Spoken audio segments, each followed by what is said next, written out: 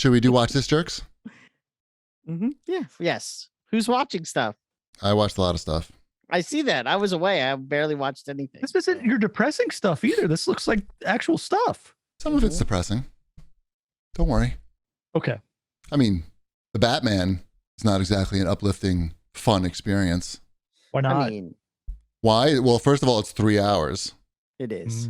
I know. I watched it a second time. Second of all, like nothing happens except like Batman posing in like cool looking shot cinematography for a little bit, and then the music playing really I loud. love cinematography. Do you like this? Do you like these notes? Bum bum bum bum bum. No, close, very close. You're right. You're almost there. You could be thinking of that the whole time while that plays, and it plays often and loudly. Definitely like very pleasant to look at, but like nothing. Just I think you visuals. need to be a Batman person to maybe. I mean, I'm a to, Batman like, person. I've seen every movie. Like I've read comics. Like I know Batman. It's just like you just I see get them. your point. I'm not saying you're wrong, and I know that I obviously like it more than you, and that's fine. I'm not. We you had to don't have watch it like over 3 sessions, by the way. Oh, that's funny. Yeah. I'm wondering if maybe that's why you don't see. There's a very distinct character arc for the Batman character in the Batman. There is. Explain it immediately. Well, I don't want to spoil it for anyone, but Like, no, I mean, come on. I think you can explain the character arc without explaining, Okay, so the without movie- going too far. I know. Okay, so the movie, the really the majority of the movie. I'm Yes. talking like the first 2 hours of the movie. Uh-huh. He is this vengeance character, Uh-huh. right? Vengeance is sort of his bag. That's what Catwoman calls him, vengeance. He refers to Then himself as vengeance. he gets the heart of gold. No, okay, so he says vengeance. They say vengeance. Okay, but what? Okay, go on. He's very cold. He's a cold Batman. When in the very beginning of the movie, the mayor gets killed, Batman is doing his whole crime scene thing, Yeah. and he walks out and he sees the son who found the body. Yeah. Right. Yeah. That's right. That's in the beginning. Yes, I know. There's 2 versions of Batman in popular Lego space. Batman. Oh no, we're never Yes. going to get this. Just tell me the character arc. Just go to the character Fine. arc right away. He goes Yeah. from someone who's cold and Yes, calculating, okay. who thinks that the only way to clean up Gotham City is through vengeance and pain. Okay. And at the end of the movie, he realizes that vengeance and pain is not the way to clean up Gotham City. That there also needs to be hope and compassion. And without compassion, you're never going to bring out the best in other people. And maybe helping is better than hurting. Literally, that maybe punching people in the face isn't always the answer. Maybe the answer is I have to help get this woman onto a helicopter because she broke her neck. He wasn't doing that before. But that's just it. He wasn't. That's the whole point of the movie. He wasn't helping people. He was just beating people up. Yes. Really? Batman did Yes. that? That's like Yes. canon for Batman. Like he just Kinda. I mean, it's like this early Batman who thinks that the But only like- way to clean up Gotham City Oh. is through punishing bad guys.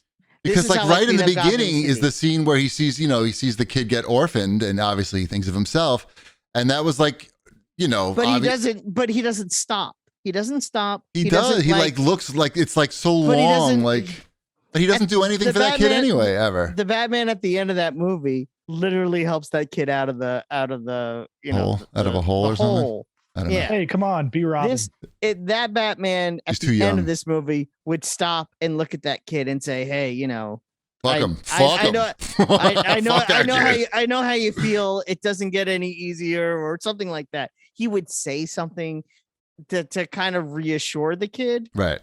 That's something that I think Batman at the end of this movie would do. Right. But the didn't. Batman at the beginning of this movie wouldn't even think about. But didn't And do. I need to watch this. No, don't watch it. It's not for you, Ship. I'm Unless just you can saying do it that in like 3. I mean, just it has looks some very cool uninteresting. visuals. Like there but- are I some see really like cool the visuals. action figures, and none of them look fun. Yeah, nothing looks like the Batmobile. Everything's posing. Like it's a lot of posing.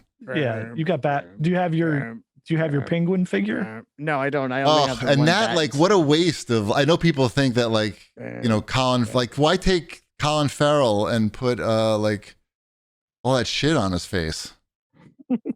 Like, you can have anybody act like, hey, I'm walking here. I'm the penguin. Out of my way. Oh, it's the Batman. What, you don't know Spanish? He doesn't even go, I don't know. He's a great actor. It's so funny because it's like, as dark as this movie is, it's almost, there's like that borderline there of like, there's a little bit of Burgess Meredith in Colin Farrell's Penguin. There's a little bit there. He's much better in After Yang. It's so funny. It's obviously like he did this movie for the money, and then he's like, so I can do After Yang and get paid nothing. So it's fine. It's good. He always does shit like that. He does a lot of indie, like really good indie movies that make no money, and he offsets them with these big blockbusters, these big paydays. Anyway, nobody in my family liked the movie really. We did watch this new Spider-Man movie, No Way Home, which just me and Mrs. GB watched it. Ty had already seen it. That was. I feel like a lot of the enjoyment for that movie was sort of lessened by seeing the animated one first, because it's like the same thing. I didn't. It is. Yes. But the animated one is better. yes. Well, yeah, that's. I would say Into the Spider-Verse is better. It's Into the Spider-Verse is fantastic. It's hard to beat that. Yeah. From the makers of The After Party on Apple TV. Yeah, sure.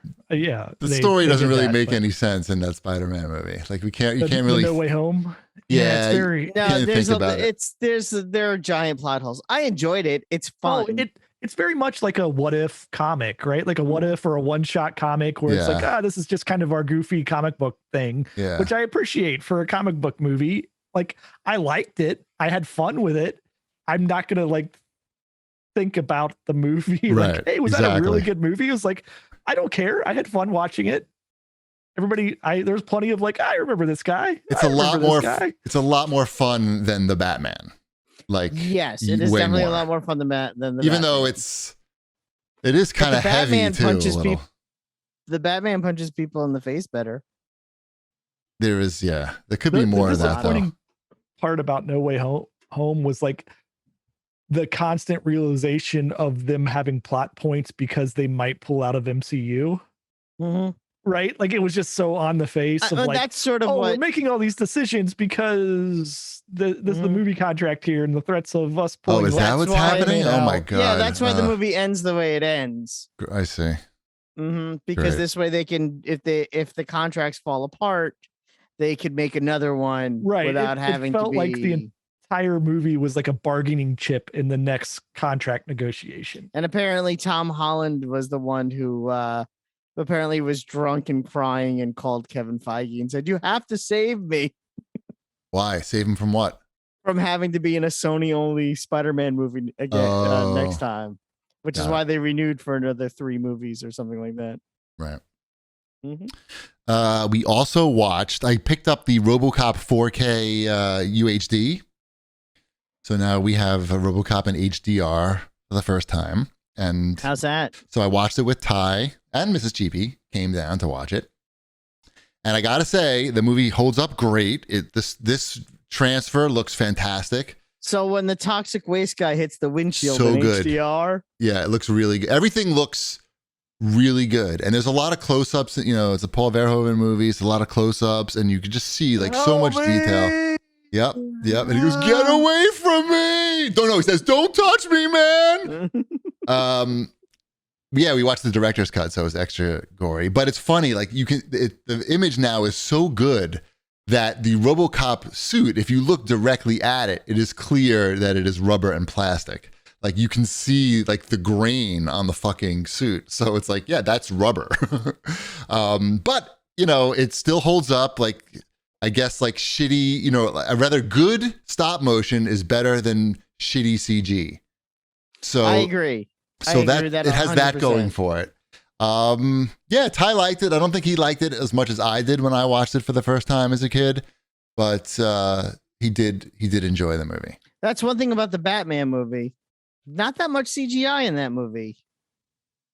No. That is a CGI light movie for a comic book movie. You know what it did have a lot of though, actually? None of those characters have superpowers. No. Right. Don't need CGI. Right. But you know what it did have a lot of? What? Bum, bum, bum, bum, bum, bum. Yeah, it was good. You got to do it again. I'll do it. So that was Robocop. Very good. I watched another movie on HBO Max, just random because it was short and it looked interesting. It's called Shiva Baby. It's about a young Jewish woman who is making, Shiva. Isn't it a Shiva? Yes, excuse me. And she's making a Shiva call, which is like the after party at a Jewish funeral. And it's pretty funny. It's a dark comedy. Sex is like with a sexy sort of vibe to it. Only a very brisk 70-minute runtime, which I always am drawn to. And it was well acted and stuff. It's called Shiva. Shiva Baby.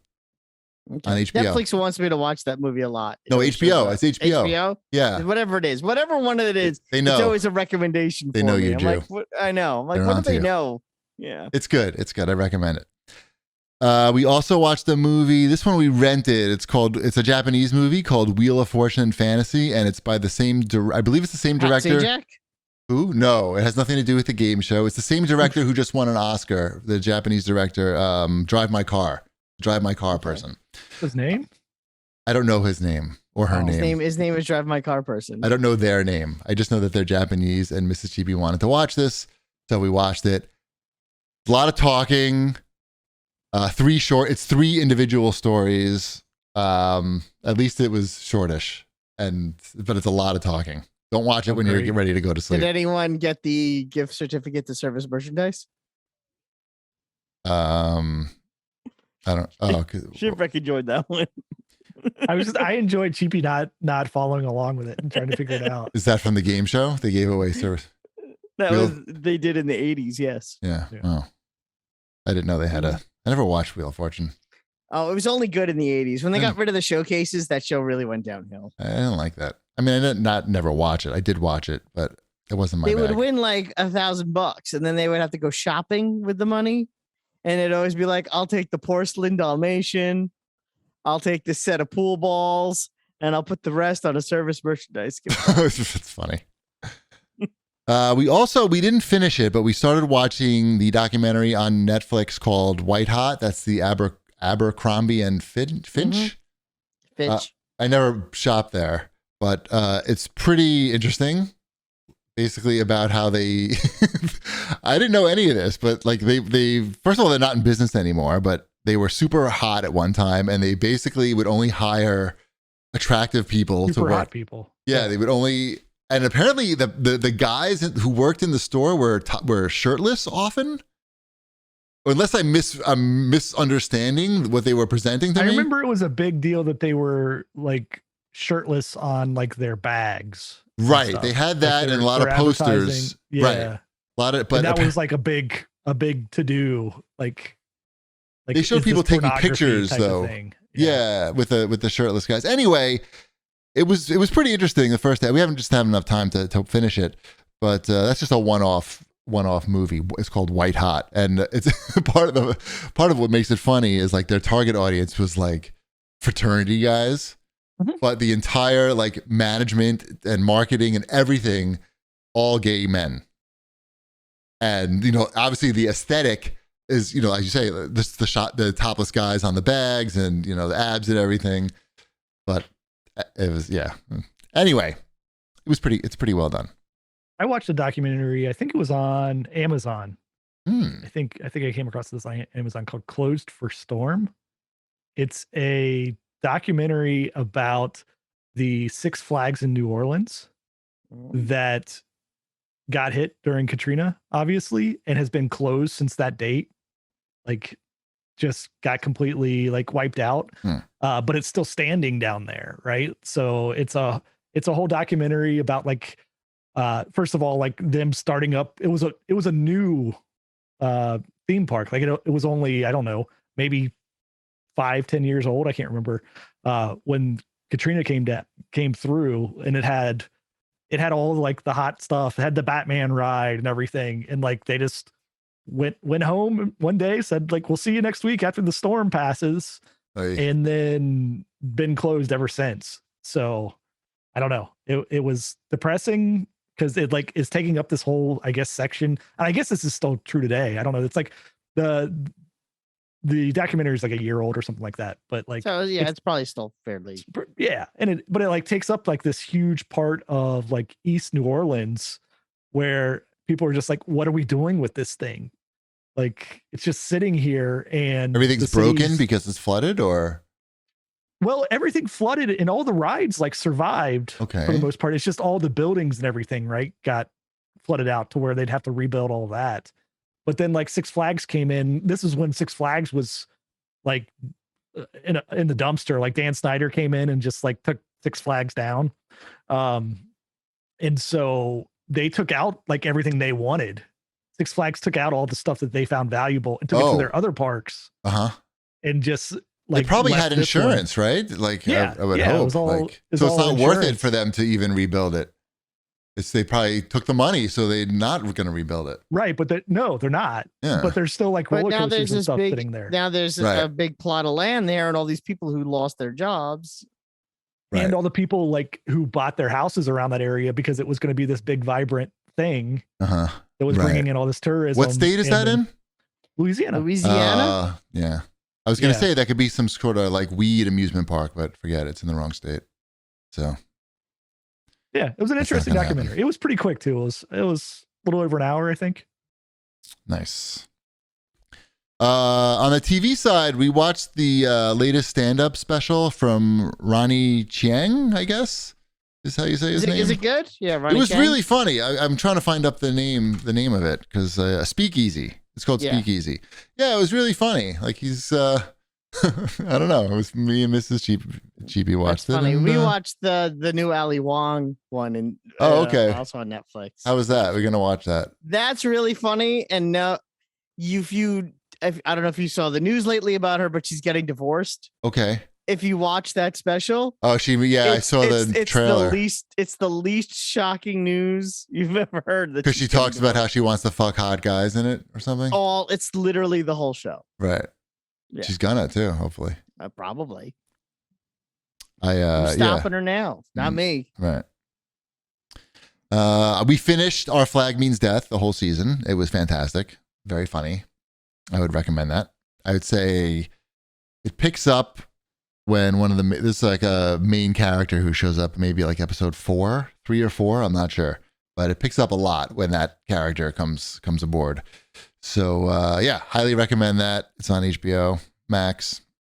Also on HBO Max, we watched 2 episodes of Tokyo Vice, and I think we're probably done with that. It's just they took a lot of liberties with the book, and I don't know. It's very weird. Like, I don't know why they hired the Baby Driver guy. Like, he doesn't speak Japanese, and his character is supposed to be a master of Japanese language. And because he doesn't speak Japanese, he has to have characters in the show who are speaking English to him.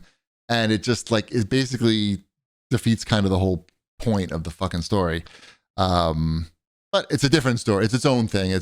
But I don't know why they needed to hire that particular guy. I'm sure there's plenty of whiteys out there who speak Japanese and look more Jewy, because this guy does not look Jewy. I would recommend, if you like some Asian mafia stuff and you want some action, watch My Name on Netflix. You'll watch people getting punched in the face a lot, and also Asian mafia. This has no punching in the face, and it's kind of weak.